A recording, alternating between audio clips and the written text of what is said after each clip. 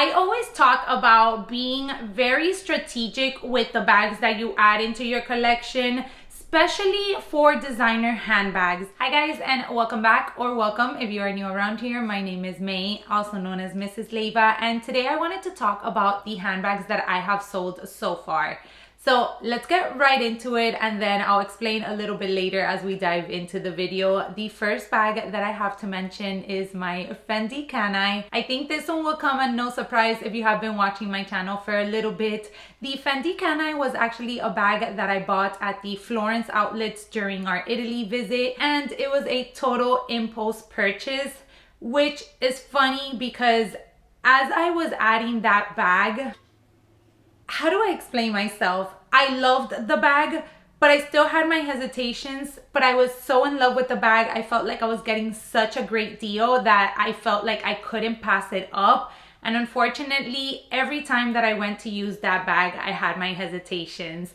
The main thing that bag and I just clashed about was the smooth leather. I know that many of you share that smooth leather is actually very durable, not to be afraid to use it. Unfortunately, I couldn't get past the fact that the smooth leather on that bag would get damaged. I don't like to baby my bags when I use them, but with that one in particular, I felt like I was always being aware of where I was placing her, what I was going to do, where I was going, because I felt like depending on where I would be, that bag would get damaged. So I would ultimately never opt to pick her up, and for that reason, I just decided to sell her. I had been going back and forth for quite some time, but when I finally decided that it was time to let her go, I went ahead and posted videos here and also on my Instagram. She is now in a brand new home and the owner absolutely loves her.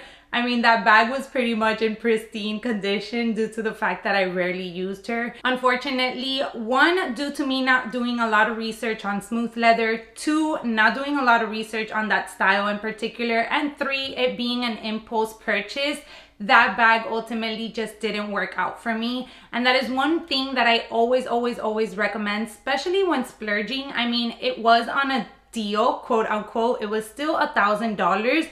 But regardless of that, I feel like you should always do your research for any type of handbag, whether it's $200 or whether it's $10,000. I feel like once you do your research, you really kind of put into perspective if that bag will ultimately work out for you or not. With all that being said, you could also think that a bag is going to be suitable for you, it's going to work out for your lifestyle, and it turns out that it doesn't once you have it.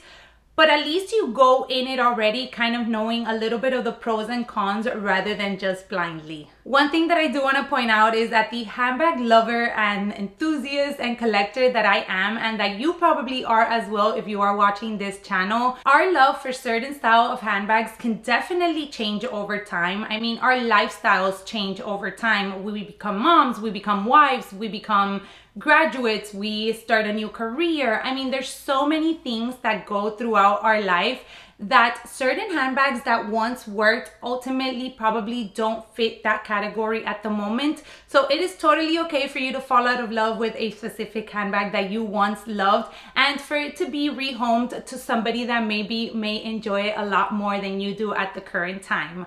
With that being said, let's talk about one handbag that I kind of totally fell out of love with, and that is the Pochette Métis. I sold mine in the reverse monogram. I do have a full video in regards to what happened, but I initially had the regular monogram and then I got the reverse monogram through the boutique. I'll link that video down below in case you guys want to catch up.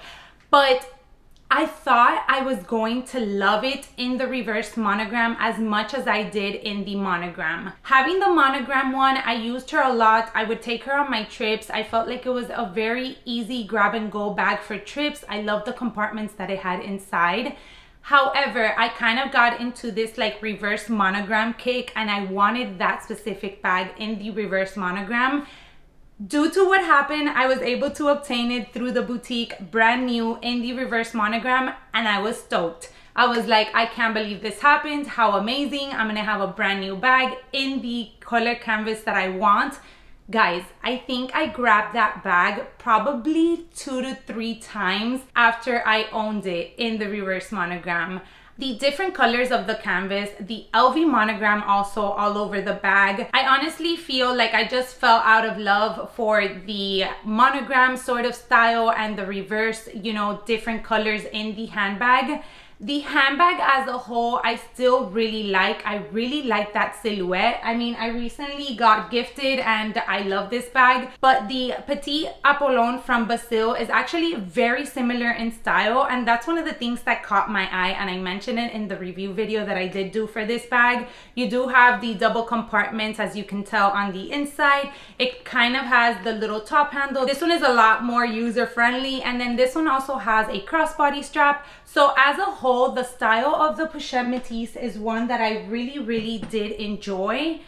I just think it was the whole kind of like LV monogram, different reverse colors of the canvas and all of that that made me fall out of love with that particular sort of combination.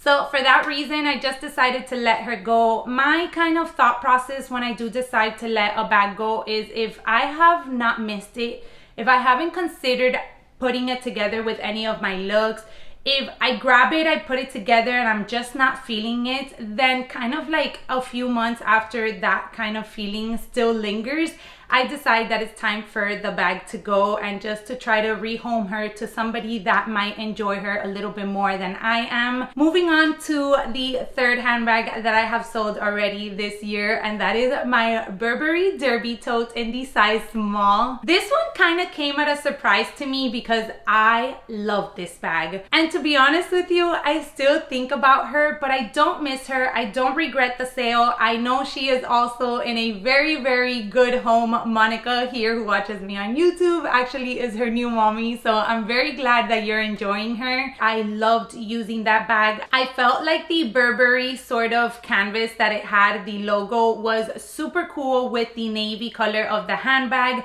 I loved pairing it with jeans. I loved carrying it handheld, but it also had a very comfortable crossbody strap. But that one, also due to the Burberry sort of canvas, it kind of limited me as to how many times I was incorporating her. I do feel like my personal clothing style also has kind of changed over the years. I try to add a lot more like girly touches to my look. I love adding like little silk scarves on my wrist. I love adding kind of like statement jewelry. And then the fact that my bag had the Burberry logo kind of limited me as to how many kind of girly things I can add to my look. I hope I'm making sense.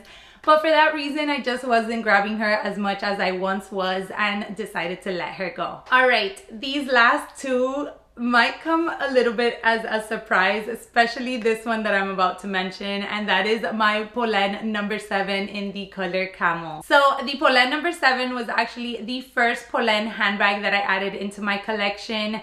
I waited until I visited the Paris boutique in order to obtain my first Polene. I had been doing so much research before I bought the piece in regards to the brand. I had been diving deep into what color I was going to pick. I ultimately went with the camel color because that's just a go-to color for me. I have a lot of pieces in my collection in that color.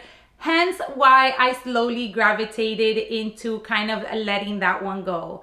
So as I added my Birkin this year, which we have her right here. Let's take a moment for Nugget. That is her name in case you are new around here. But I felt like every time I want to incorporate a handbag within this color palette, I obviously reach for the Birkin. I love this bag. Obviously, I mean, if you are a handbag connoisseur, you know how much this bag can mean in someone's collection. So I'm just so over the moon that I do have her in my collection.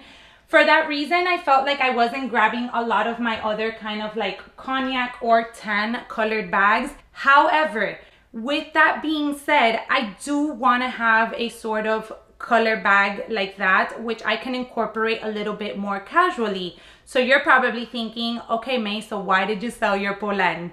Well, I have my Cuyana mini system tote, which I am obsessed with. I cannot rave enough about this bag.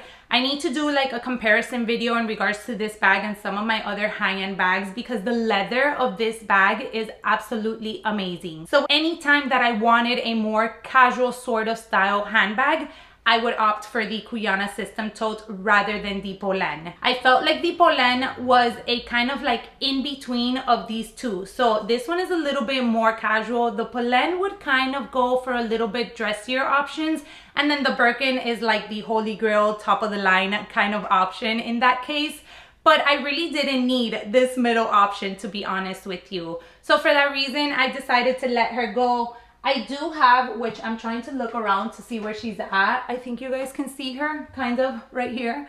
I do have the Polene 7 in that beautiful green color. I actually did a swap with my sister-in-law. I wasn't using my number 9 mini. I felt like the opening was a little bit too tricky. So I guess we can say that I also sold that one in a sense.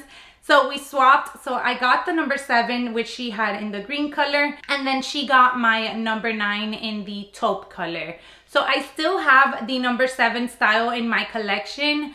I just felt like the camel one had just been sitting on my shelf for way too long. Again, one of you lovely ladies rehomed her and I know that you are enjoying her. I love getting pictures when you guys style any type of handbag, whether it's a new bag that you've added or whether it is one of these new bags that you've gotten from me. I love that you guys send me pictures and tell me how much you're enjoying the pieces. Now, on to the 5th and final bag, which I have sold this year. And I think that I didn't even post this one anywhere. I actually reached out to one of you who told me, if you ever decide to sell this bag, let me know. And that is my Celine Nano in the color black.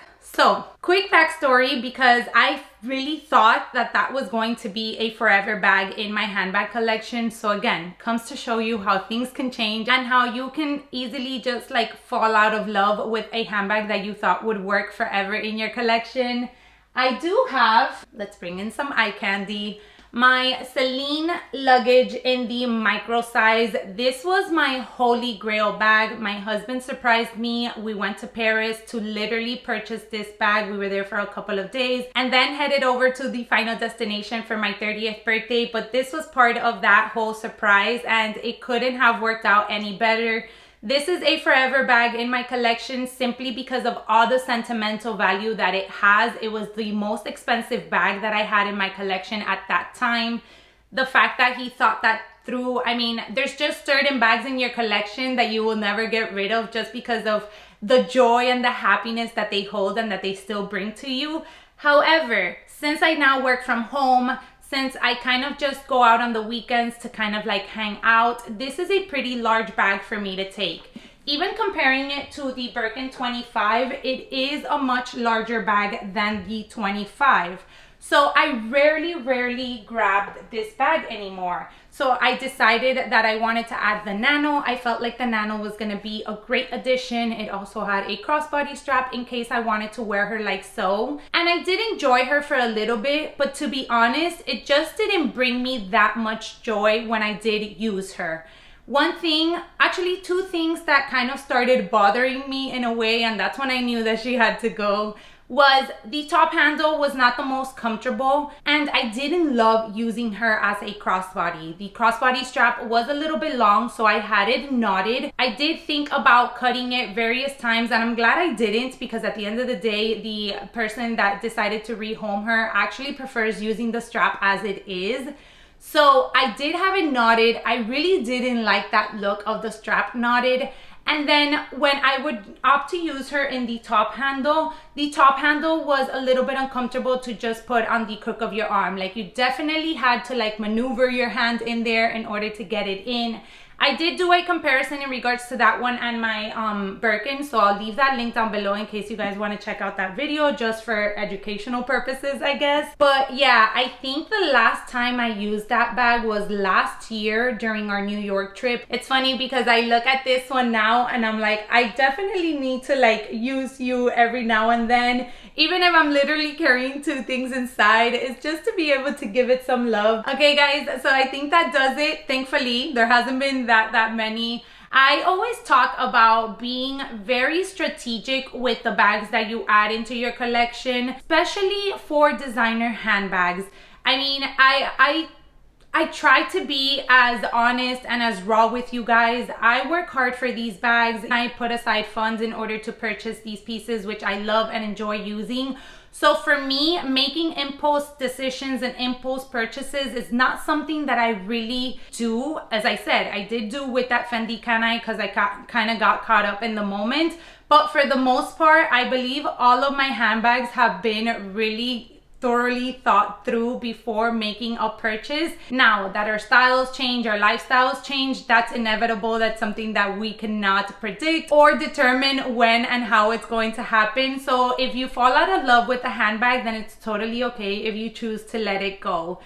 I want to know about what handbags you guys have sold and why. Let me know in the comment section down below, whether it is a Coach bag or whether it is a Hermes bag that you decided to add and ultimately didn't work out for you. I would love to chat with you all down in the comment section. As always, I appreciate you guys taking some time out of your day to spend with me today, and I hope to catch you all in my next one. Bye everyone.